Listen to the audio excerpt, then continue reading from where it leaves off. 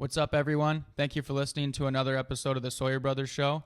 Please be sure to follow and subscribe to the show on Apple Podcasts and Spotify, and then follow our podcast accounts and SDI accounts on all socials. We post daily on Instagram, TikTok, Facebook, and YouTube. We appreciate the support and listens greatly. On today's episode, I'll start off with a quick recap of our 2025 SDI Summer programs, and then we'll jump into an interview I did with Donte DiPonio. Thanks for tuning in.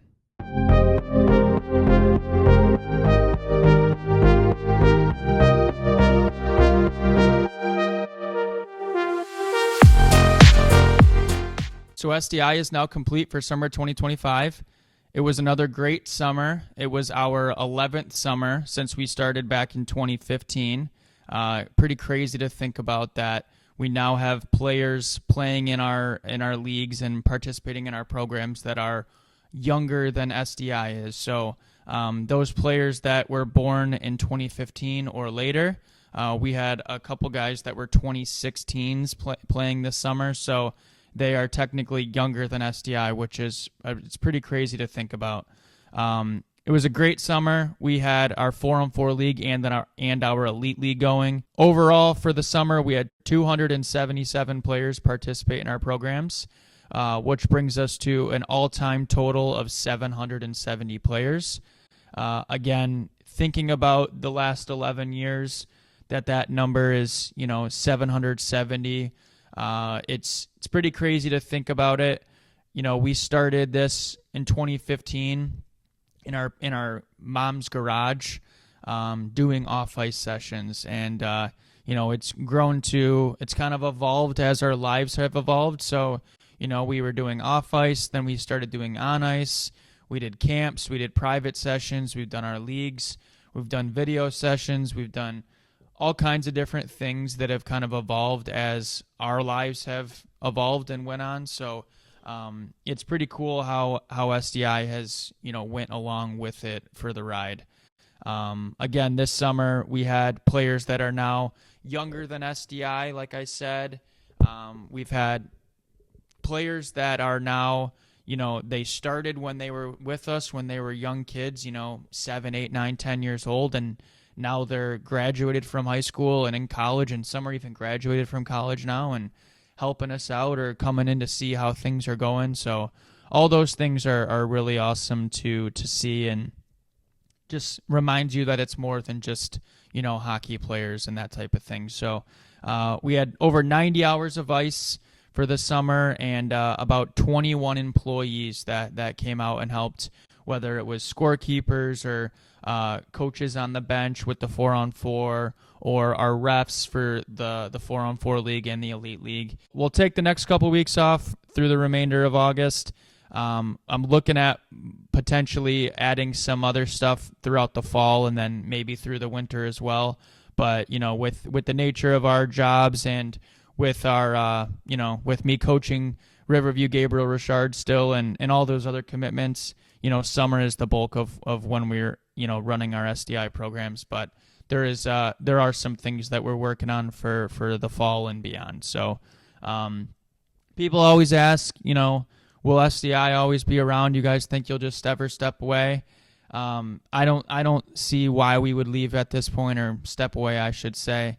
Again, SDI has continued to evolve with us and with our lives. So if I had to be on the ice, if Griff had to be on the ice, 5 to 8 hours every single day, Monday through Friday throughout the summer running a camp, that would be a different situation. That requires a lot of, physical commitment, where with the structure of how we have things set up, we can kind of, live our lives and handle a lot of the things from behind the scenes, and then, just be at the rink for those games and whatnot. So we have all kinds of ideas for SDI, all kinds of motivation. I continue to brainstorm things and try to reflect on ways to improve this and come up with ways to be better and how to manage this moving forward. So, I don't exactly know what the future years will hold. I'm sure at some point, we'll consider going back to adding camps and different programs, but our 4-on-4 league and our elite league are here to stay for the time being, and we're excited and happy for that. And like anything else, like any other job or any other business, there's there's headaches and there's issues and obstacles that you deal with. People find their ways to find negativity in all aspects of life. With SDI, with anything else, you can't please everyone. You got to just reflect, make sure you're doing the right thing. And if you can look yourself in the eye and look your partners in the eye and all that, and know that you're doing the right thing, then that little bit of negativity, it doesn't matter. You can't please everyone. So sometimes you got to sit back and laugh and look at all that with with a full perspective. So like I said, we're really happy with the summer. We thank everyone that participated. Again, we don't get to these numbers of players, whether it's this year or all time, without participation from those players and those parents and families. So it means a ton to me. It means a ton to Griff. And, again, we're very thankful. We're proud to reflect on what we've done, and we're excited moving forward. So, again, thank you all for your, participation in this journey. And, you'll be seeing more from us moving forward as well. So thank you all.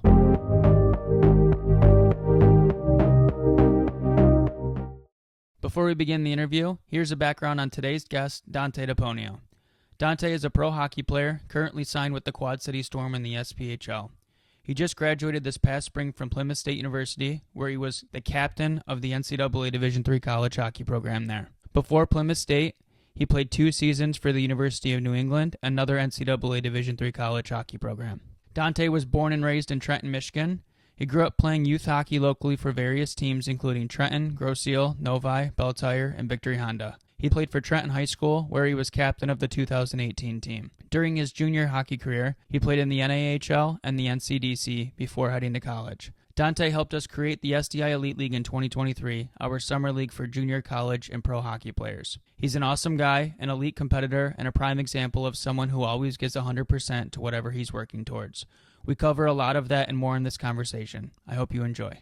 Well, thanks for joining me today, Donte. This is long overdue. I think we've talked about this I think I mentioned it one time even last year. So thanks for joining me today. How's your summer been? It's been good. Thanks for having me. Has your summer training been good? I know you're getting ready for a new season. How's all that going? Yeah. No, summer training's been good. I've been training with Austin May, Nick Milhorn all summer long. So it's been good. Obviously, the SDI Elite League has been a good plus to like all of us, especially myself. And then I've been doing a lot of skills in the morning with a good group of guys. So I run that skate in the morning. But yeah, nice. Summer's been good. And you've you won it in 2023. You've recovered from the 2 weeks ago loss in the final. Yeah. No, tough loss, but it's summer hockey at the end of the day. But it was good. You're going against the big dogs in the finals, and we were for sure the underdog, and came up short. Pretty embarrassing, but it happens. Well, I know you said if you didn't win the semis, you were gonna put on the suit and tie with the gloves and pull your Philip Pritchard and present the trophy. So that would have been nice to see.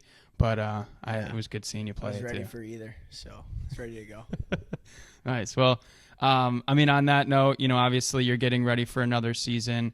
Give us just like a quick overview of where you've been throughout your playing career from your youngest age to get you to this point. Yeah. So I started in Trenton. I played youth hockey growing up through the Trenton programs, and then went to Belle Tire, played AAA for a little bit. Then after that, I was kind of all over the map. I went to St. Clair Shores, Novi, Ice Cats, I want to say they were, Sylvania North Stars.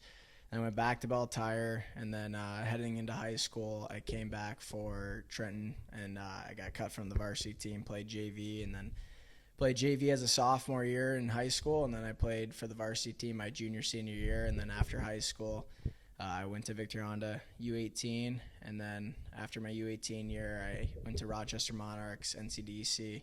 Towards the end of that year, I left and went to Odessa Jackalopes in the Null, and then after Odessa, I went to Connecticut Junior Rangers in the NCDC for my age-out year of juniors, and then I played 2 years of college at University of New England and transferred over to Plymouth State University. Spent my last 2 seasons there, and then I just signed with Quad City Storm in the SPHL, where I ended my season last year. Nice. So you've played, wore quite a few different jerseys throughout your career, bounced around a bit. Yeah, nice. I've been quite couple different spots. That's good stuff. It was funny when I was putting together notes. I mean, you're 2000, so you're 4 years younger than me. And obviously, I, grew up with your brother, grew up around you and all that. So I was putting together notes, and I was like, I off the top of my head, I remember you playing Grosio, Bell Tire, Honda. I forgot about Sylvania and the Novi team, but I remember you telling me that years ago that you were Bantam, I think, in that point, right? Yeah. Yeah. Nice. Cool. Well, that's good stuff. So as far as, we'll dive into a whole bunch of stuff here, but as far as just getting ready for this season, like you mentioned, you signed with Quad City, and I know you played a few games there to end last season. Are you getting different? Are you preparing any different this year to get ready for a season of pro hockey? I mean, I know you grind nonstop, but has this season or this summer been different for you at all? I wouldn't say different necessarily. I would say I'm keeping the same exact habits, same training program. I use Jeff Lavecchio's training program online. I kind of add my own stuff to it. So I'll add my own lifts on top of that, and then also I do different things on the side. I'll shoot pucks and do speed days at the track, or go for runs, whatever it may be. But I wouldn't say necessarily that I'm training differently. Obviously, training with more intent. There's things that you see at the pro level that in my 3 games that I could work on, watching video, kind of analyzing my own game and seeing what I can improve on. And it's just the minor details that go unnoticed that you kind of have to go throughout the process and keep working on. Would you say that your training from before college 4 years ago is different now from what you learned in those years? Yeah, completely different. I mean, I would be at the gym when I was 18 to 21 years old for 3 hours in the morning time, and that's how I kind of thought I would get better, is just basically being a meathead and being at the gym for as long as I can, doing as much stuff as I can, and my days back then were pretty insane. Like, I had everything mapped out to a T, where I would go from there to sprints, to shooting pucks, to doing whatever I could to get better at the time. But I was training in the wrong way, unknowingly. And then, learning throughout the years, I definitely have switched my training completely. What about the nutrition side of things? Obviously, some guys prioritize it more than others. Is that something that you really focus on? Yeah, no, I mean, that's a huge thing. That's where I kind of think that I get my edge. At the end of the day, I'm 5'8", so I have to do everything I can to be on top of my game at all points. So before, when I was 18 years old, I didn't really know much about nutrition. So my nutrition was kind of just all over the place. Whatever I ate is what I ate.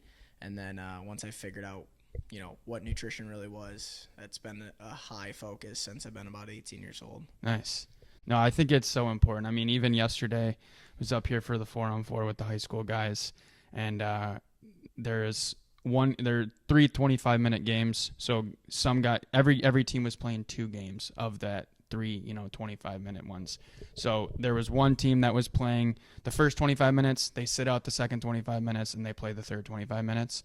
And I asked one of the players at the end of the first, I said, do you want to sub in the second one? And he's like, well, I've got Chipotle waiting for me. I just came from golf. I need to eat my dinner. And then I'm like, and you're playing in the third game? And he's like, yeah. He just went over full gear, ate his Chipotle, got back on the ice, played the third game. And I was driving home last night, and I'm like, if I tried to do that right now, if I eat Chipotle, if I eat anything, and I love Chipotle, I know you do too, but we'll get there, and it's like I can't move for hours. Yeah. So when you're a young player, you can eat whatever and you'll be fine. And then you get to a certain age, and it's like that, like you said, it just creates that separation for you. If I ate that even before a summer game, I'd be throwing up. That's what I mean. That's what I mean. How it goes. And a lot. That's like chicken, maybe steak, and veggies and lettuce and good stuff. But still, it's like it's still heavy. It's still processed in a way. Right. It's still kind of a cheat meal. Right. Are you superstitious with your pregame stuff? Yeah, I mean, I wouldn't say superstitious. I don't like using that word, because if I do, then if I didn't eat at 12:02, I'd be in my head. But I would say everything's pretty dialed in on a game day. Routine oriented. Yeah, routine oriented. So morning time, my food is usually a cold brew, 6 eggs, some sourdough toast. That's kind of 6 my eggs? morning. 6 eggs every morning, yeah. That's like an every morning thing. And then usually my my pregame meal is about 6 hours before the game, and it's steak and potatoes, super simple. Nice. That's kind of all I can keep down, and if I switch it, then who knows what's gonna happen.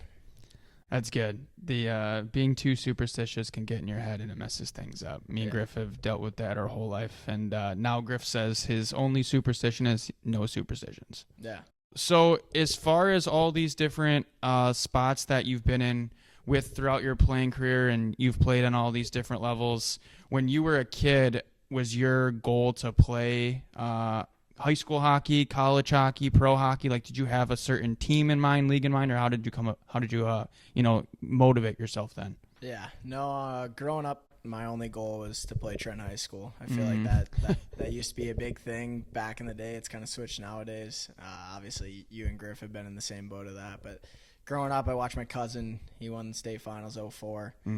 That's kind of been, that was my dream leading up to high school. And then when I got to the high school level, I didn't know what junior hockey was. And then I found out what junior hockey was. I figured out college hockey and, all those different steps. And so then I had goals in mind for after high school. That was kind of going in my junior years when, I started looking at junior camps and different stuff like that. And then my goal was to play at a small D3 school. Obviously, your dreams are to play Division I, but I'm also a realistic guy, and I kind of understood where I was. I was a super late bloomer, so I knew that getting to a good Division III school was like the perfect spot for me and where I could kind of grow my game. Nice. Yeah, shout out to your cousin Andy Leggett, one of 4 seniors on the 04 team. Number 14, right-handed shot. 14, there you go. One of 4 seniors, one of 3 senior skaters, because one was a goalie, Neil Callahan, so I'm sure Leggett will appreciate that shout out. He's going to love that. Nice. So as far as, you just kind of your goals back then, what keeps you motivated at your current stage of life and career? Like right now in my career, it's kind of just the mindset that you get one career. So it's, I don't want to look back and regret anything. So that's kind of what keeps me motivated to waking up tomorrow, going to the gym, doing what I need to do to get to the next level, to go where I want to go. So, I mean, it's not necessarily where you kind of have a goal in mind where it's like I want to be here by this day or anything like that. It's just kind of keeping me motivated where there's going to be a one day, I don't know when that day is going to come, where I look back and my career's over. And so it's like that I do everything I could to fulfill where I could be and go where I wanted to go. Yeah, that's awesome. I love that. No, it's got to make the most of what you have. I mean, with that, you're obviously signed with Quad City to start this year. Do you have thoughts on a year from right now? Do you plan to play as long as you possibly can, or what's that? Kind of the same thing. It's I want to just live where my feet are. Like I get one shot. Like that was a big problem I had kind of leading up to college and going through college, is like I always had the next thought in my mind that's like, I want to be, when I was in high school, I want to play juniors. When I was in juniors, I want to play college. When I'm in college, I want to play pro. So I always had, you're looking forward so much that you're never really living where your feet are. And my junior year, I actually sat down with a sports psychologist. And Junior year of college? Junior year of college, yeah. So I sat down with a sports psychologist and sat down for probably an hour with him and just kind of realized that being present wasn't my greatest attribute at the time, and that's something that I was always chasing and never kind of just sitting down. And obviously I'm a high energy guy, so I'm a go until I can't. But there's also a point in time where you there's times where you could just be where your feet are. And so with that question, like this year is kind of just, I'm gonna be present, I'm gonna enjoy the experience, see where it takes me, and then cross that bridge when I get there. It's one of the hardest things for me too. I mean, we can relate in a lot of ways like that, with just the multiple things that we're doing in our lives at all times, the way our brains work, and our focus and wanting to accomplish all these things. But being present and not just rushing towards the next thing is something I've had to work on a lot too. Do you have a strategy or ways that you try to do that, or is it just literally acknowledging it and focusing on it? Yeah, it's kind of just focusing on being present, being in the moment. I mean, I have plans and goals for the future, and everything that I want to accomplish that are in hindsight, but I'm not looking at it too deep. I'm just kind of looking at the small steps on how to get there. And right now my biggest focus is showing up to camp and being ready ready to go. So Sure. best condition that I can be, and being ready to jump in the season and kind of start off on a hot streak and start my pro career on the right note. Nice. What about distractions and burnout? Do you ever, with all these different things, are you ever thinking like, I don't even want to play today, I don't want to train today? I mean, that's natural, but do you ever deal with that, or you're just always ready to go? I mean, I don't really believe in burnout if you truly love what you do. Mm-hmm. I think burnout's kind of just a way to be, it's kind of like, I don't really want to do this. Like, I also think like I'm 24 years old. I should be working like a 9 to 5 or doing something like Sure. that. So it's like showing up to the rink and training is a blessing every single day. And going to the gym to get better is something that's a blessing every single day. So I look at it in the sense that the day, I mean, obviously like I'm human. So there's days I don't want to go to the gym, or, Mm-hmm. I don't want to wake up early and do what I need to do, but you do them anyways. And that's a big thing. Is I always look at it as, when I was in college, I always thought about it as I had buddies, full-time jobs, making different moves, and you never want to compare yourself where other people are and vice versa. But there's also a point in time where it's like, how bad is it to show up to a practice, or how bad is it to go train to get better? Because like I said, you get one career. So I get one shot at this thing, and I don't want to look back and have regret. Yeah, that's awesome. What about last one on stuff, just with your mindset on things, with the way you're always working on these things? How do you balance all the different parts of your life? I mean, you were a college student, obviously you graduated, but college student, hockey player, you were owning a business, you're a family member, you're a friend, you're a boyfriend, you're all these different things. How do you handle all that? Yeah, I mean, obviously, there's a lot on my plate, and like a lot of people look at me like I'm crazy for putting so much on my plate, but I always put more on my plate than I can chew off. But I'm also okay with that, because it's how I am. Like I have to be active. I can never kind of sit still. Like that's my personality. That's who I am. But the biggest thing is just being organized. Everything's kind of pre-planned, and making sure I get stuff done. So there might be a day I have to wake up at 5 a.m.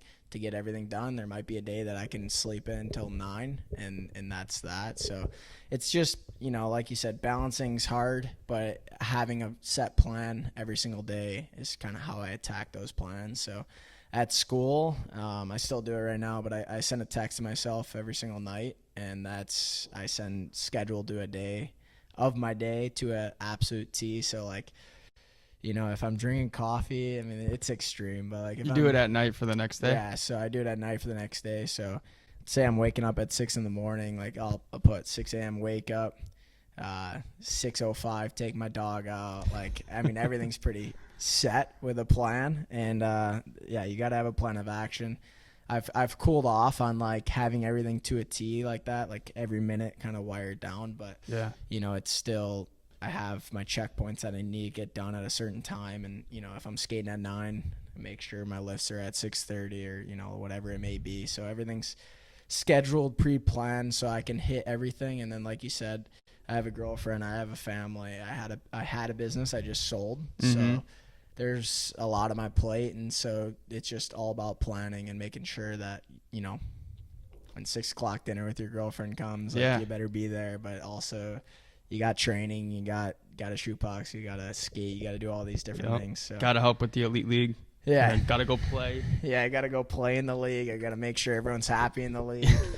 I mean, there's so many hoops that, you got to jump through. But, if I'm not busy, like I said, it's I don't play video games. I don't watch TV really. So it's kind of just, I got to be doing something. So that's what I do. What do you do if the dog is not ready to go at 6:05 and it messes up that minute? Are you good? I'm good. Like it's just kind of like checkpoints. So like it doesn't have to be to a T. It's just kind of there for me to like, all right, you kind of have to be, at the gym at 7 to make sure that you're, if you got a meeting at 9 or if you have class at 9 or, whatever's happening after, like I have to make sure I'm done at a certain point just so I can make it to the next on time, which, can be a struggle when you have so much on your plate and you're running all over the place. But. For sure. Yeah, I get that 100%. With all these different places that you've played, you've played for a lot of different coaches, youth hockey, high school, college, juniors, all of it, now pro.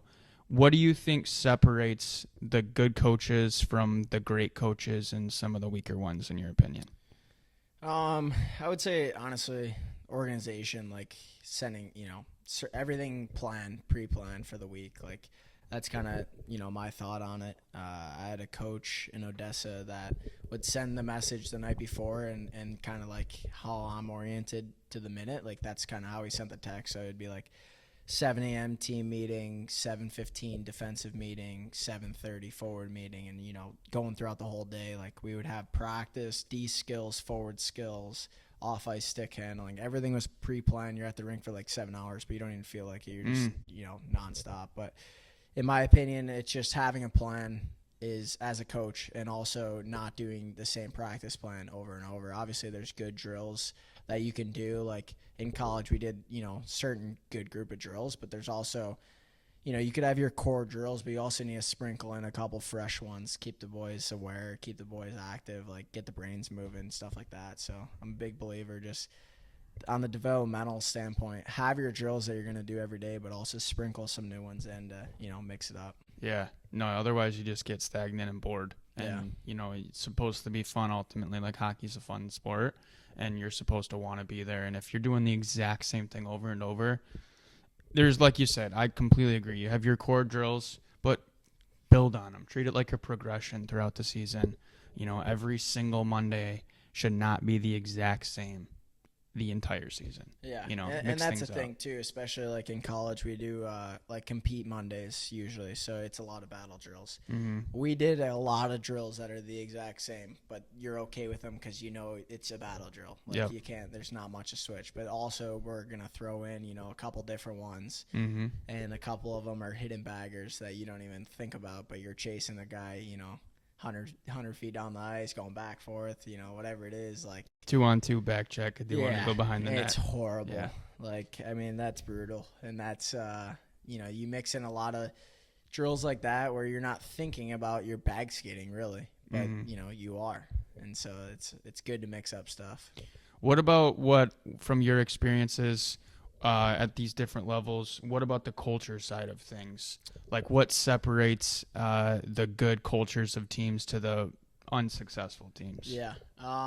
Honestly, it kind of plays into my last coach, Craig Russell. Like he had an open door policy. He was definitely for the players. Like he's there for us as a person and a coach. Like you're not afraid to go talk to him. He would have coffee in his office. You walk in, you grab a cup, like whatever it may be. He was super just, he wants you to have the best experience at college. And he, there's a point in time where he's going to, be on you. You got to respect that. He's a coach at the end of the day, but also, when you walk in the rink, you're not scared to say hello to him. You're not scared to, shoot the shit with the guy. Like that's kind of how it is. And so as a culture, it brings the team together as a family instead of making it kind of like a war where you're competing every day and like you want to take the guy's spot next to you. So then it kind of becomes a war instead of being like you're competing every day, but you love the guy next to you. So you're going to, work harder to push him to push yourself. That's really good. Yeah. I mean, the open door policy and playing that role as a coach is difficult. Would he like yell at you guys and be hard on you guys too? And was that ever like awkward because you were just having a nice chat with him? I mean, you just kind of know like when we're messing up, like there's like he's gonna yell at you. Like that's a coach. Like you have to. But he's just such a good guy where you respect him so much at the highest level because I could call him, about anything and like he's there for you.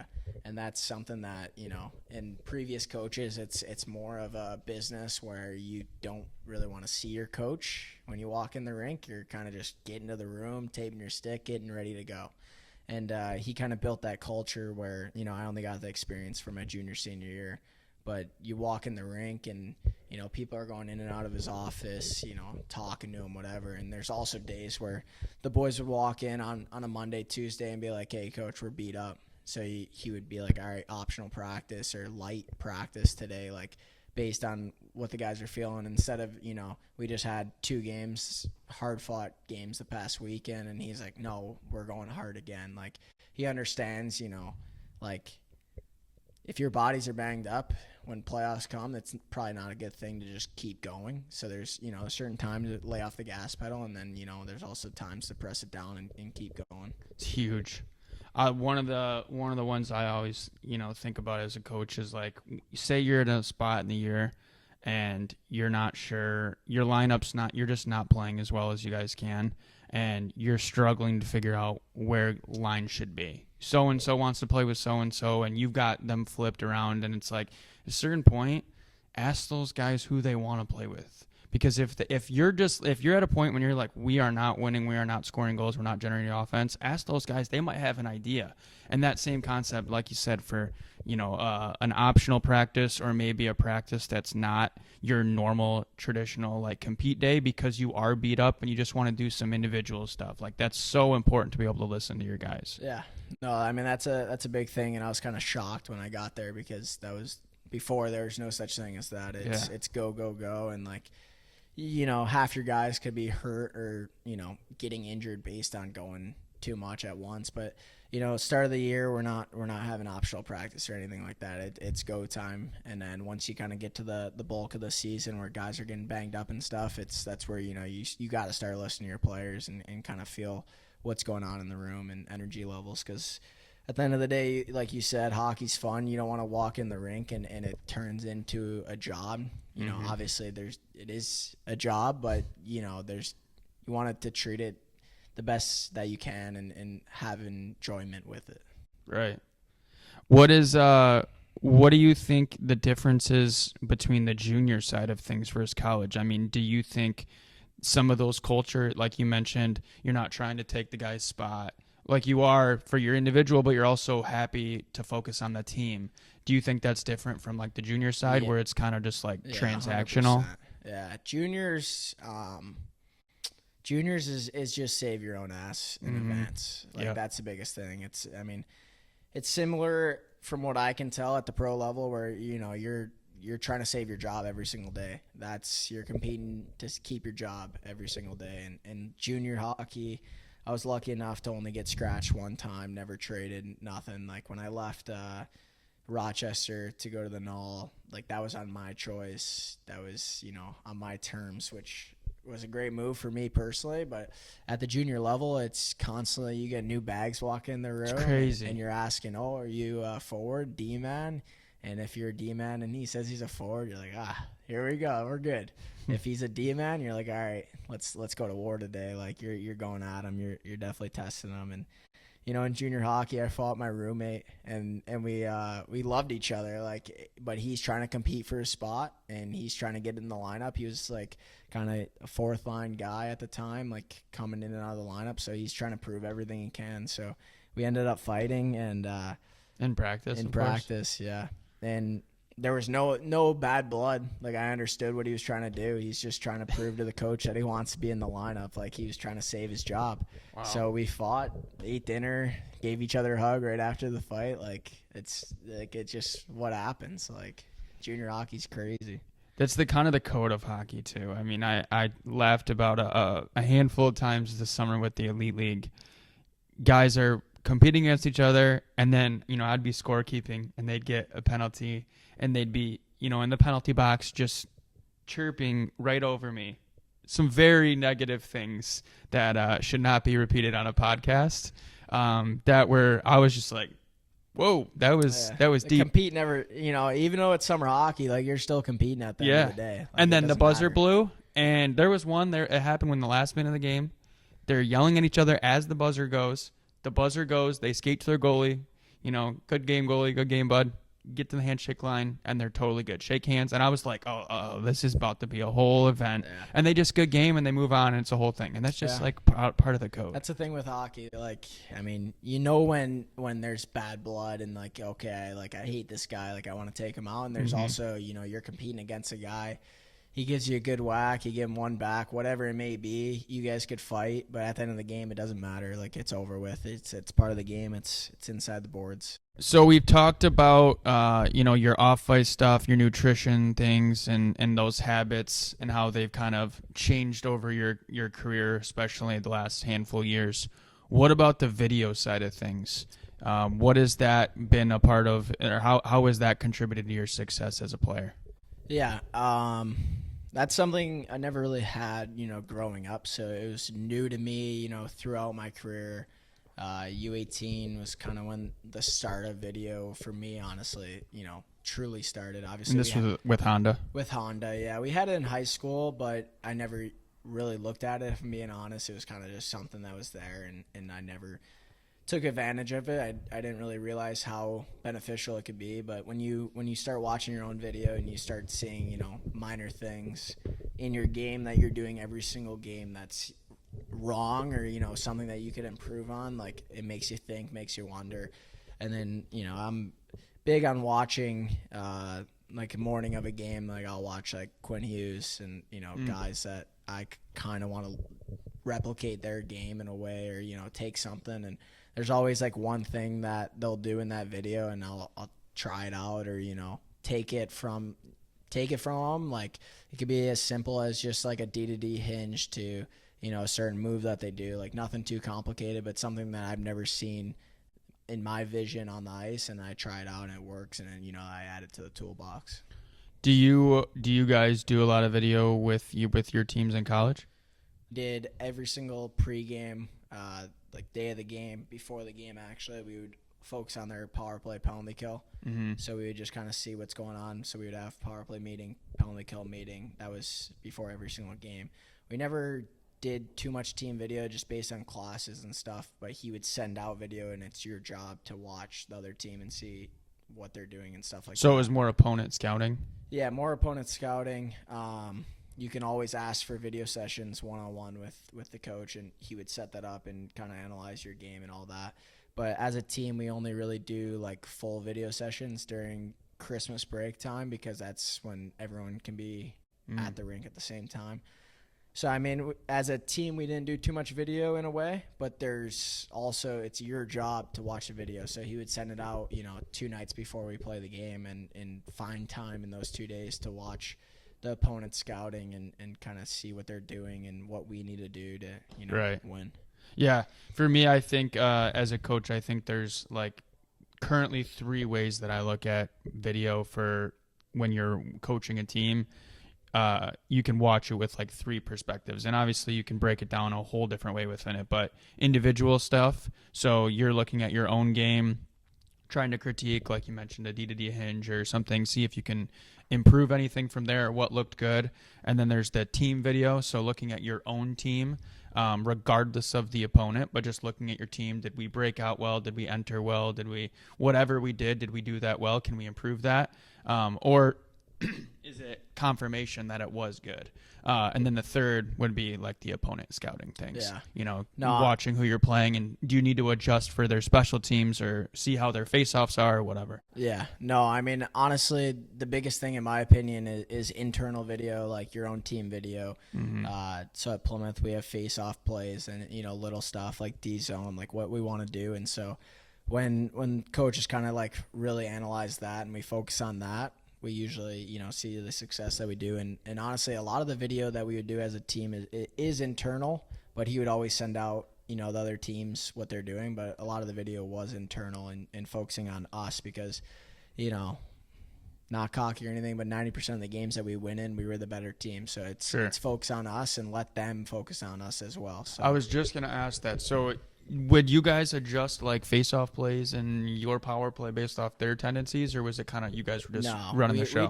We just ran what we knew and what we did and make sure that we excel at it, the best that we can. So we never changed for a team.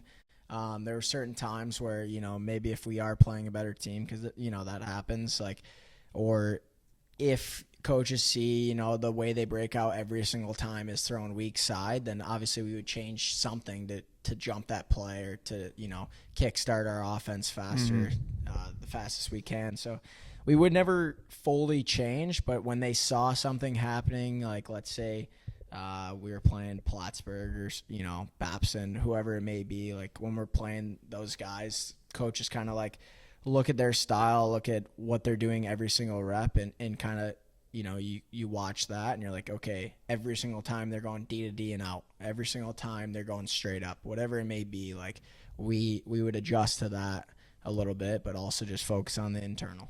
Yeah, I think that's a challenging part of being a coach is, do we want to just really focus on our stuff and not really care too much about what they're doing because we're going to be the best at our style, or are we going to totally change what we're good at and try to play a different way? And it's like, I think you got to really just take that game by game and evaluate based on opponent. Yeah, I mean, in my opinion, let's say if I was in coaching shoes, I would only focus internal on video besides your PK. Like, I think that's the biggest thing, and that's what we've focused on at Plymouth is, maybe our PK changed from a diamond to a box, whatever it may be, like something small like that. So that you got to change every single game based on the power play. And also if they have a guy like Ovechkin sitting on the wall just scoring every single time, maybe, you favor that side a little bit on your diamond. Yeah. And so that's different things. And also, when you're running switches, if it's 5-on-3, there's multiple ways you can run that switch, or, who goes up, who goes over. So the little things on the PK, I think, is huge. Like, that's where you got to focus on their power play, focus on what they're doing. Besides that, I think everything should be internal and kind of just, let it roll. And if you play your game well enough, you're gonna win. Yeah, that's good insight. So on a different topic, just kind of bringing it back to your career and where you played. You started your first 2 years in college, and then you went somewhere else for your junior, senior year. Talk about those two schools and kind of that process of that transfer and how that all went. Yeah, no, pretty wild, honestly. I started my first year at UNE, and I wasn't expected to play a lot of games. We had, I think, 36 guys on the roster, so we had some fifth years come back. That was the first year that NCAA ruled that fifth years could come back. So because of COVID? Because of COVID. So it kind of went from, I was walking into a place where I thought I would play right when I got there. I actually committed there a year early, so I was supposed to go not age out of juniors and supposed to go in for my age out year. And then COVID happened, and I got a call from the coach, hey, do you want to go play juniors? Looks like we're not going to play. So I think they played 4 games that whole season. Oh, wow. So that's why I went to the Connecticut Junior Rangers. And then going in my freshman year, I got the same call where it was, hey, you're only expected to play 5 games this year based on, our senior captain coming back and this guy coming back. And we picked up this guy and, all these last-minute ads through the fifth year, through the, freshman class that we brought in of 10 guys. So it was kind of pretty wild and eye-opening. Is 10 big normally for that? Depends on who your upperclassmen are, but when we had 36 guys, that's insane. Like, that's crazy. So I spent my first year, and I worked my ass off to earn 9 games on the year. So I played in 9, which was out of what, 25? 9 out of 25, and I was expected for 5. So, I mean, every single game it was a dogfight to get in the lineup. And actually, my first ever game, it was because of a kid that couldn't play that day. That it was like day of the game, so we had morning skate, and it was optional morning skate, so you could just kind of go out on free ice. Mm-hmm. I was out there for like 3 hours, just basically anyone that was actually playing, I was giving passes to, and then when they would get off, I was doing my own like training and stuff. And so the coach comes over to me. He's like, oh, I've been calling you all day. Like, where have you been? I was like, I've been on the ice. Like, what's up? Like, I wasn't supposed to play tonight, so I'm just going to be out here training. And so he's like, no, you're in tonight. Like, they can't play. So that was my first ever college game. Like, spent like 3 hours on the ice that morning and then found out I was playing. And I was like, oh, here we go. Oh, wow, that's a story. So that was my first one. But going back to the reason I transferred, so I played 9 my freshman year, and it was kind of I was told if I come back in shape and ready to go for my sophomore season, that I would have no problem playing and anything like that. So I came back in probably one of the best shape of my life and set some testing records. Like I did, I think, 30, 37, 38 pull-ups, something like that. Wow, and then, that's a ton. And then me and our goalie competed. He was our backup goalie at the time. He ended up starting for his senior year, but me and him competed nonstop. So we were doing sit-ups, and we pushed practice back about 45 minutes. We did 1,007 sit-ups, and we were going back and forth. And coach actually cut us off. Like, we weren't done yet, and we were still going. And your feet couldn't come off the ground, and no one's holding it. So it's just, you're on the ground. Once your feet come up, you're disqualified. So me and this kid are, yelling out, what's he at? What's he at? So we're going back and forth. You guys near each other? Near each other, but we started at different points. So I was like 100 really? ahead. So the coach was like, you're done at 1,000. I was like, I'm not done. Like, I'm not losing to him. So we're going back and forth, and he's like, because you were thinking if you stop, then he'll pass me. Yeah. So I'm like, what are you at? He's like 700. I was at like 800. So I was always like ahead because I started earlier, just based on the other testing. And he's like, you're cut off at 1,000. I'm like, no, I'm not done yet. And we're going, me and the goalie are going back and forth. And he's like, no, I'm cutting you off 1,007. I'm done counting. So that's how we got to 1,007, is he just stopped counting at that number. And then he let Stanisi, that's actually the owner of Underdog. Sponsored the first year of SDI All-Star Game. So it was me versus Stanisi, and he stopped at 1,007. And he's the goalie? He's the goalie, yeah. He's a beast in the weight room. So we were going back and forth, and both got cut off at 1,007. That's awesome. But yeah, so going back to the whole transfer, so this was my sophomore year of college. I actually started preseason in the first 7 games as a first D pair with honestly one of the best defensemen that I've played with. He plays in the East Coast right now, Alex Sheehy. So I mean, great D man, like honor to play with that guy. So I got to play with him for the first 7 games, and then we ended up taking a loss to I think Stevenson and. Yeah, I think that's their name. Whatever their name may be. Who cares? Took a loss to them, and after that game, I got scratched, and that was, November-ish. I didn't see the lineup for another month. So going in Christmas break, I was back sitting in the stands, and so I kind of saw the same pattern happening, and I was like, what's the point of this? So I went back after Christmas break. I showed back up. We had a holiday tournament for, New Year tournament. So I show back up, and, I'm hoping to get back in the lineup. I'm doing everything I can, and honestly, I had a great week of practice. Like, I didn't booze over the holiday. Like, I came back ready to go. Like, I made sure of it. And so I came back, and I thought I was pretty well prepared, and went to practice and everything, and did everything I could to get back in the lineup. And the coach kind of took me aside. He's like, we were only playing 6D at the time. So he's like, hey, we're going to dress 7 this weekend. So I'm thinking, I'm getting my chance back.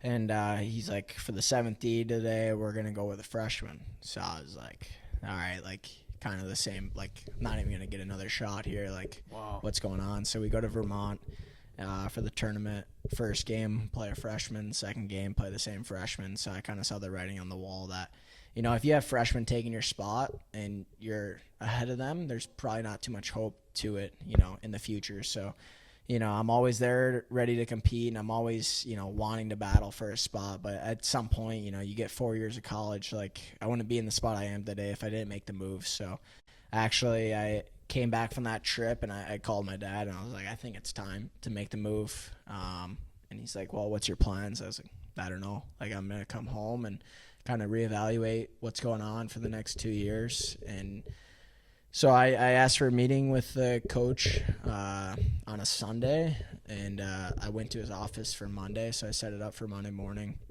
I went to his office, basically told him, listen, like, I'm going to transfer. And he asked me why and, what's going on. Like, you're going to get your chance back. And I didn't see it that way. I kind of saw it as, my time here is done. I played 9 games my freshman year and 7 as a sophomore. Like, there's not too much I can do here to put me back in the lineup.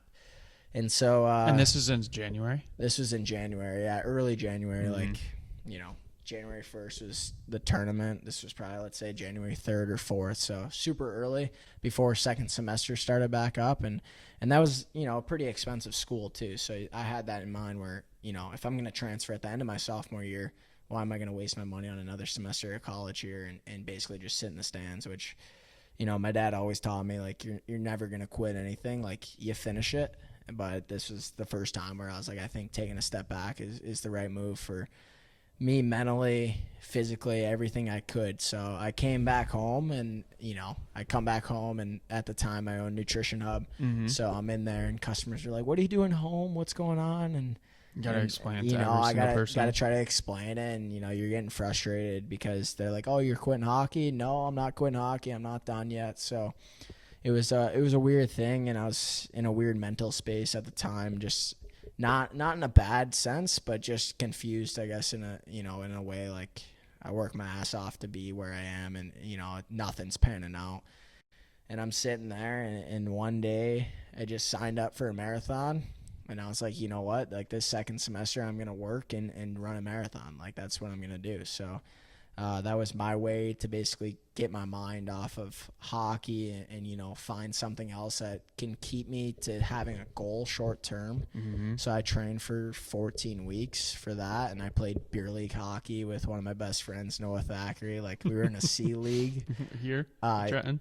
We were, Trenton, Taylor, kind of bounced around, but it was unbelievable. Brought my love for the game like right back. Obviously, awesome. It's C League, Beer League, or B, whatever it was. But Josh Onick, Noah Thackeray, a couple other guys on that team, and we had the time of our lives. Like we were in last place at January, and I came home. We turned the ship around, and we won it in the championship. You won the whole thing? Yeah. And I'm getting trade deadline acquisition. Yeah, I got guys screaming at me, like, go back to college, like, whatever it may be. We won 2-1. I had both Ducks in the championship. And, like, whatever, man. Like, I get it's beer league, and I get I shouldn't be going hard, but it's the compete level. Like, I'm not going to not compete.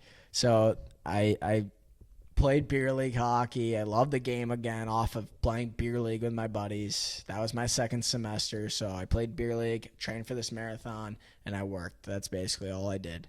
And I had a goal of running a 3-hour, 30-minute marathon in Cleveland. And granted, I've never ran a race in my life. I've never been a runner. Like before training for that, I think the most I've ever ran was 4 or 5 miles. And so it was all new to me.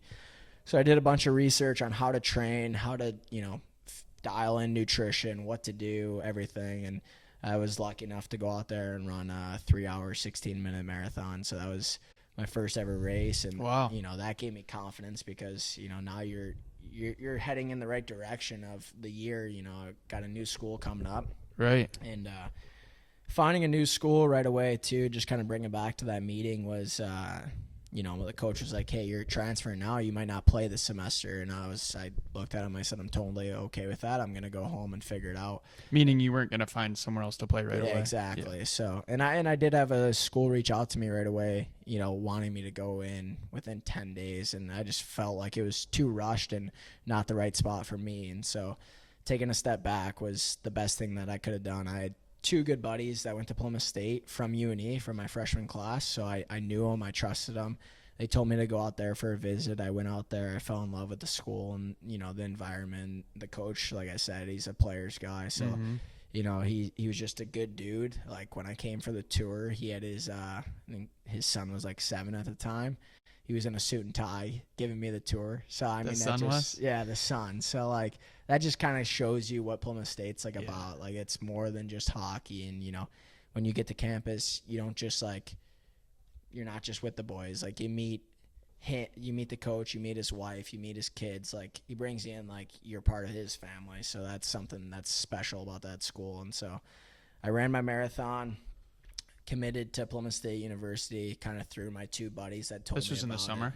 The springtime. Spring. So I committed fairly early, honestly. Like I probably left UNE January 4th-ish, and then I committed January 25th of right at the new year. And then within that time, I signed up for a marathon and kind of started training, and then that was springtime.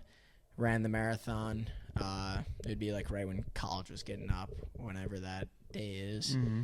Ran the marathon, then switched my training program for that summer to all hockey training. And that was my first summer doing Jeff Lavecchio's training program. So that completely switched the way I train. More athletic base, not trying to throw up huge numbers in the gym. Completely different way of training. And I felt weird doing that because it was this is kind of soft compared to what I was doing, but now I'm lifting for 55 minutes, but your rest time's, 45 to 60 seconds, whatever it may be. So, and then, so I went to Plymouth my junior year and then ended up being the captain for my senior year. That's amazing. I remember the marathon and all that because this was 2023, right? So this is This is, 2 years ago. Yeah, so 2 years ago. It was when we were starting the elite league. So I knew there was you were the marathon. I remember seeing all the training and everything, but I didn't know the depth of what it was representing for you symbolically. So that's pretty awesome. Yeah, no, the only reason I got into running is because it gave me a goal in mind that, try to accomplish this goal and see what I could do. So, I got to be doing something, like I said earlier in the podcast. And, if I'm not doing something, it's just, I'm bored. I'm not. Yeah, I hear you. Something. So you mentioned that you were a captain at Plymouth State. What was that role, and what were those responsibilities being a captain in college hockey? Honestly, it's the same responsibilities that you see as a captain at every level.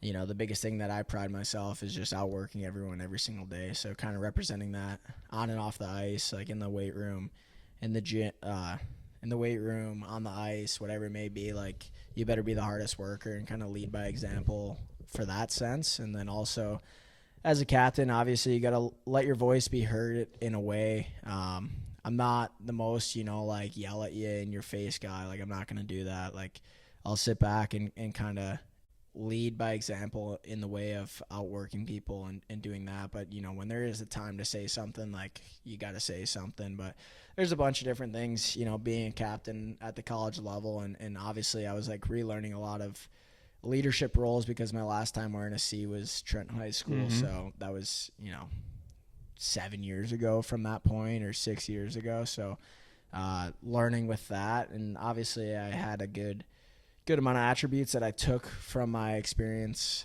at Trenton and took it with me at Plymouth. But, it's just kind of earning the guys' respect is obviously a major thing, making sure that, the guys respect you, but also, you're not telling a guy to go do something and you're not going to do it yourself. Like, if the stick bag needs to get carried to the bus and it's a rookie job or whatever it may be, like, if there's only one guy around the stick bag, like, I'm going to help him do that, little stuff like that. So leading by example, doing things that you'd expect someone else to do just to show the path. And then, in my opinion, just trying to be mature, like, be an adult, like, show the guys the path that, whatever it may be, like life, whatever, being there for them, guy going through a breakup, like, you're just there for guys. Guys tell you life stuff that's happening behind the scenes just so you understand. And, hey, maybe I won't be at lift today. Like, my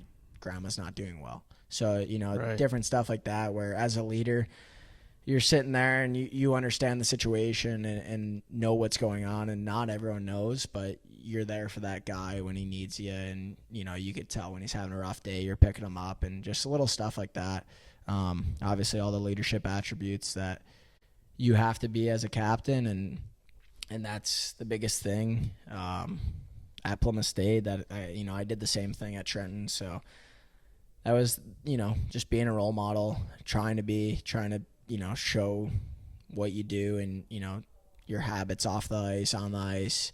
You want guys to, look at you and, look up to you in a way and not look down at you. Like, you shouldn't be out at 3 a.m. as a captain on a Tuesday or something if your game's on a Thursday. Just, Sure. leading by example.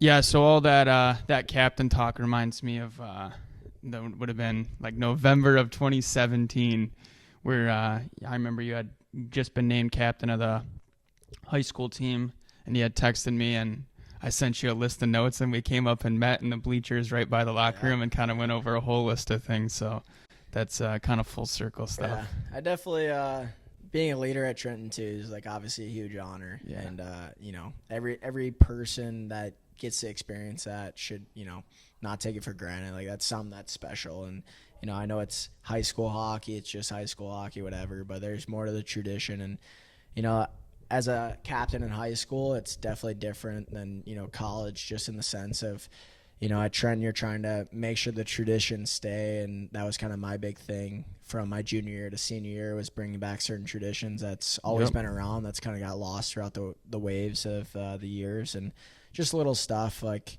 I remember at Trenton, we had a meeting as all the captains, just to stick together. And, if someone's out of line and you have one guy out of line and all the captains go at him at once, no matter if it's your buddy, like you're going to shut them down pretty quick and just make sure there's no cancers on the team. And then we had a meeting with all the seniors, and same thing with that. Like, we're going to stick together as a small group because if there's a freshman out of line, like, time to put him back in his place. Just, you know, you can't have one guy running show and, you know, that just turns into a cancer. So just little stuff like that. And, you know, you keep that at the college level, whatever it may be. But yeah, just being a leader.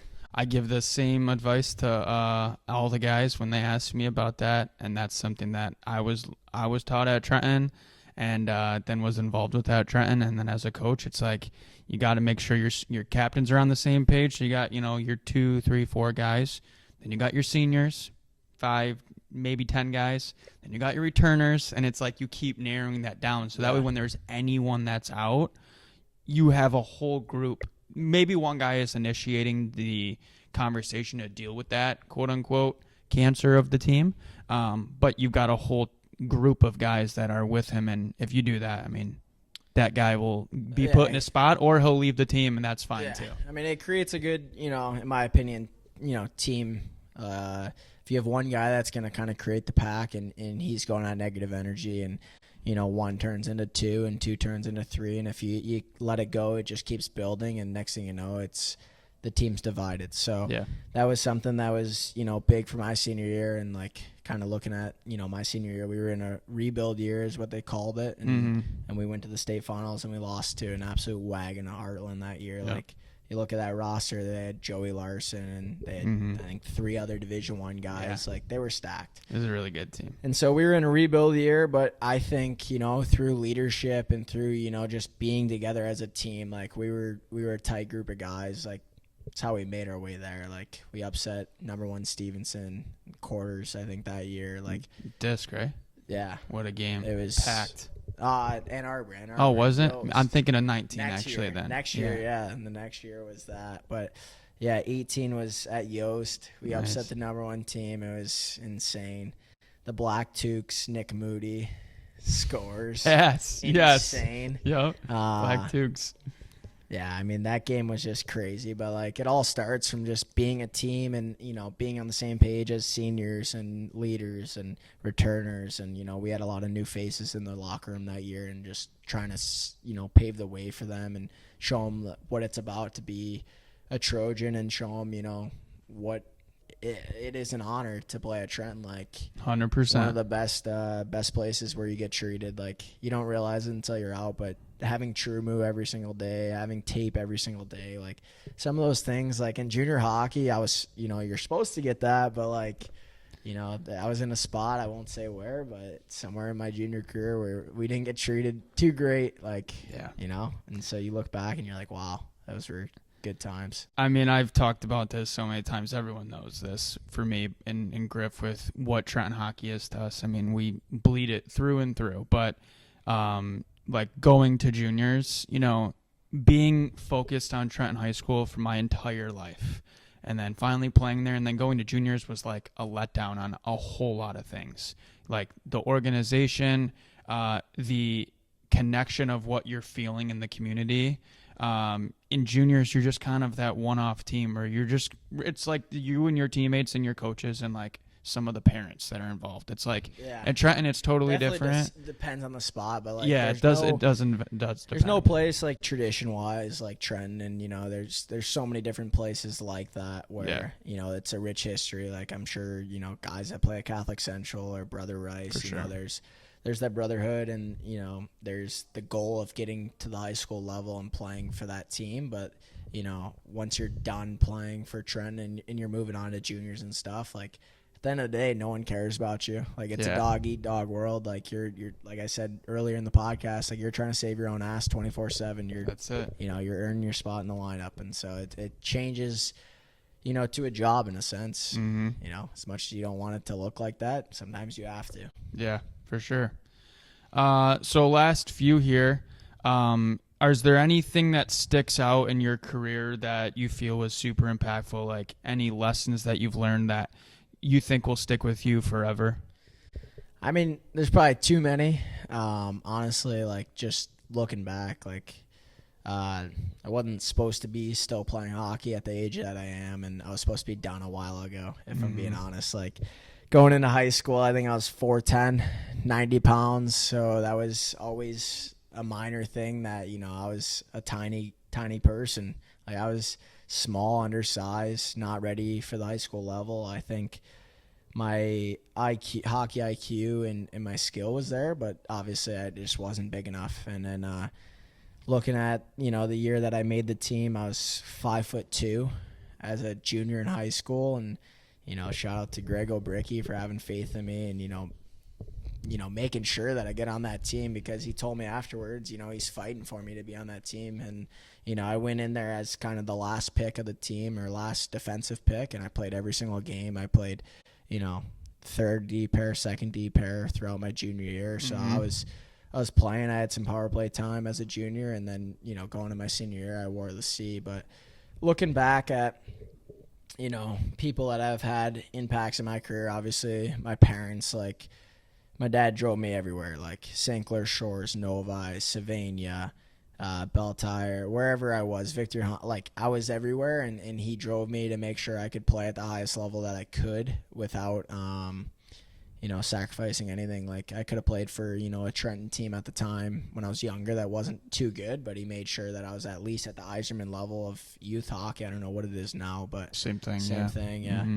So making sure that I was at the highest travel level if I wasn't on a AAA team, and, I drove everywhere. Like, we went everywhere to make sure I kept developing. And then, honestly, I almost quit hockey going to my sophomore year because I didn't think I should play JV. I looked at it as a waste of time. And, I was like, if I'm not going to play varsity, like, maybe it's time to hang up the skates. And again, another shout out to Carl Olds, because he built so much faith in my game, and, actually believing in me as a player. Was one of the first coaches that, going up the age groups, like, coaches don't always have faith in you.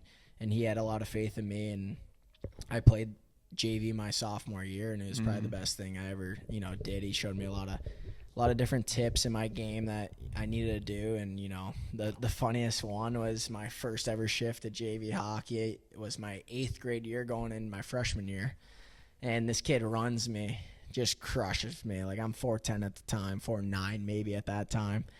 Just crushes me. And first thing he says, I get off the ice, I'm all banged up, and he's like, if a guy charges you, you just put your stick right through their neck.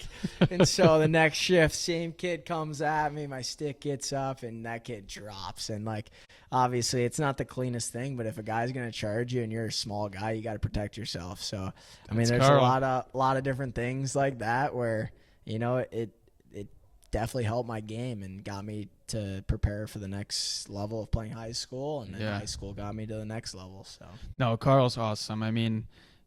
I would say so many guys have a story similar to that with how Coach Carl impacted them and helped them. For me, like, actually, if I do quick math, you said that was, your freshman, sophomore year, whatever. That's when I had first started coaching, and I was coaching the Trenton 02 team. And like Millie, to give you like that's his team as in 8th grade when I was 19. And our locker room with the TJT team was in that same hallway with JV, and so I would be talking with Carl all the time. And then I went and helped him out the next year. But for someone who like him he was constantly looking out for players, and me who had played with his son Carl Jr. when I was a senior and Carl Jr. was a sophomore.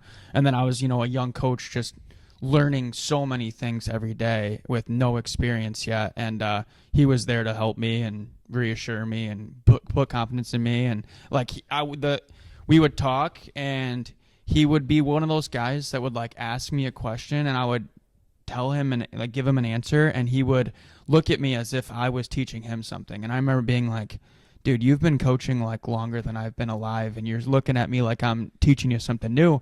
And maybe it was just a different perspective, but at the time that was huge for me because it just gave me a lot of respect for him and confidence in myself. He definitely helped my game with confidence and just, he actually believed in me as a player. Like every other coach that I played for, at that time was, I'm too small, I'm not there, whatever. And he's like, pardon my French, but fuck that. He's Mm-hmm. like, no, you're a great player. Like, keep going and stuff. And Yeah. I ran into him a couple of years ago, and I said I wouldn't be where I am without you, because he instilled so much belief in my game. And just, I was a small guy, but screw that. Like, you're gonna play as much as you can and go to the next levels. And so, I mean, big shout out to him, because, honestly, I don't even know if he knew that, but, like, I was ready to be done if, that wasn't the case, because at the time I would compare myself, and, I got buddies on the high school team.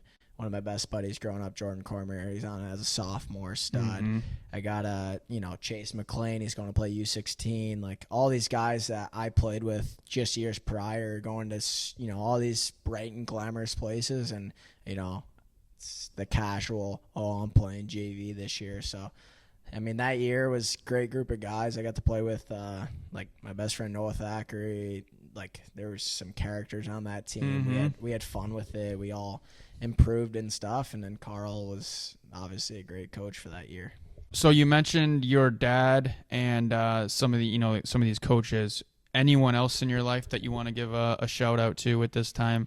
I mean, I know we all get to where we are with a whole list of people, and it's difficult. But anyone else on top of your mind? Yeah, I mean, obviously there's a grocery list of people that I could mention. Obviously, my mom and dad, like, always supported me throughout the process, and pouring money into my whole career. Like, youth hockey's not cheap, and they made sure that I could get every resource that I could, whether it's a new stick, new skates, whatever it was. So, I mean, huge shout out to them. And then obviously everyone in my family. Like, if you came to a Trenton High School game back in 2018, I probably had 30 family members sitting in the crowd. If you came to the Elite League final last week, there was like 20 people up there. That's how we travel. So, I mean, that's kind of the family. Like, they go everywhere. They went down to Odessa when I was down there. They went to Rochester, New York, Connecticut, Maine, New Hampshire. I mean, they travel as a pack just to come watch me play, which is just huge honor, and, like, so thankful. Like, I still have, like, my cousins sending me memories from, like, 6 years ago at the high school level, or, when they come out to visit me, they'll be like, 5 year ago memory. And, it's cool that they get to experience different cities kind of through me and watching me play. So, Yeah. I mean, that's super cool. So, huge shout out to everyone in my family, like, always supporting me, and, that's awesome. And then, there's so many different friends and coaches that I could thank. Keith Knighting's obviously a huge one. He was a big part of, like, a pivotal moment in my career when I was in Rochester and I was looking for a new place to play. I called him, and he got me in contact with 5 NOL teams, and I needed to get out of that place as fast as I could, just kind of the way the season was going. And it's kind of a dumpster fire in the nicest terms, and he got me connected to a coach down in Odessa, and I hopped on the phone, sent him my video, and, so Keith was a huge part of that in my career, and just kind of always checking up on me, like, whatever it may be. He'll send me a text, once every couple months, see how my season's going, if it started, or, maybe my season just finished. What am I doing next year? How's life, whatever. So, I mean, it's pretty cool to have a guy like that. So shout out to Keith. Keith helped me when I first started coaching too. The first time I got on the ice as a coach was with his team. So, I can relate to that. And complete guy that just loves the game. Like, he's around the rink all the time. He helps every single player that he can. And he doesn't have to. Like, when you look at guys like that, like, they don't have to go the extra mile. They could just be a coach. Like, he's an assistant coach for Trenton High School. He could just keep that title and sit there and be a coach and help the players there. But, like, he always goes the extra mile. And, like, you look at, one of my best friends, Noah Thackeray, like, he's been out of hockey for years. Like, he still texts him, how's everything going? How's life? Like, whatever it may be. So to have a guy like that, it's pretty special. It helps you out throughout your career. For sure. And then, coaches wise, like, there's so many, but, like, Greg O'Bricky, Carl Olds, Brian Burke. Brian Burke was a huge part of my development at U18 Victor Honda. That's where I think I saw a lot of strides in my game, honestly. He's well connected everywhere. Like, he knows every single coach at every level. It's actually insane. And he's actually the guy that I got Doesn't Matter, Get Better from. That was my last one. So tell us about that. So Doesn't Matter, Get Better is actually from Brian Burke. Yeah, it's something. It's DMGB that's on like DMGB, all your posts on social media. So actually someone trademarked that. Oh, really? Some guy or whatever. But I actually got that from Brian Burke. He would walk in for pregame speeches, and he'd keep them short. Like, I mean, it was sometimes hilarious. Like, we're going out for the state championship game, and, a lot of coaches are overcoaching, and they're, in your face. He walks in the room. I think he was suspended for the game because we had too many penalties or something like that. Or, in the state semi? Yeah, state finals. But the penalties were in the semi? Yeah, but it was best 2 out of 3 series. So one of the games, it's like whatever. So it might have been in the final series because we went to game 3. But one of the games he was suspended, but he came in the locker room, and he just walks in. He's like, "You guys like hockey?" We're like, "Yeah." "All right." Just walks out. We're like, dude, this is like, what? Like, he would walk in all the time, and he's like, he would just walk in, he'd pick a guy, and he'd be like, "You like hockey?" And the kid's like, "Yeah." He's like, "All right, like, let's go." Like, little things like that. But it keeps it light, like, it keeps it good. And so one day, I don't remember the exact moment, but he just, like, walked in, and he said something like, "Hey, I don't even remember it to a T, but it was something like we just won or something." Yeah. "Good win, boys. Doesn't matter, get better." Just walks out. Super simple. And I don't know why, but that just like stuck with me. And so I think I wrote it down, and there's so many different sayings that I think I live by just to, keep me like motivated.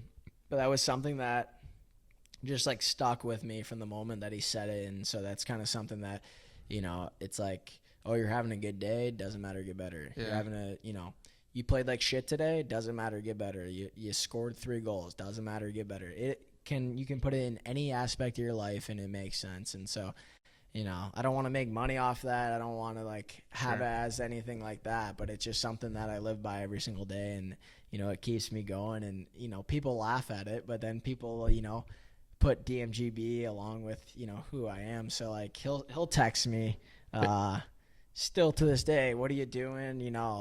What are you doing next year?" I was like, "Oh, I'm going back to Quad City." He's like, "All right, sounds good. Doesn't matter, get better." No, it's so true. Awesome. It's completely you. Like I didn't have it on the notes here, but I was thinking about it earlier, and I was gonna just surprise you with it. And so it worked in perfectly. Yeah, and it's cool too because I got buddies now, and like all guys that running buddies, hockey buddies, whatever, they'll post a story and they'll put DMGB, and I just kind of start laughing from it because it's pretty cool. And for sure, it's something that I didn't start it, never gonna claim to start it, but it's something I live by every single day of my life. That's awesome. Well, this has been awesome. I appreciate your time here. I think this will be a great podcast for players and coaches and people of all different backgrounds to listen to. So thank you very much for your time here. Yeah, appreciate you having me. Cool. Thank you.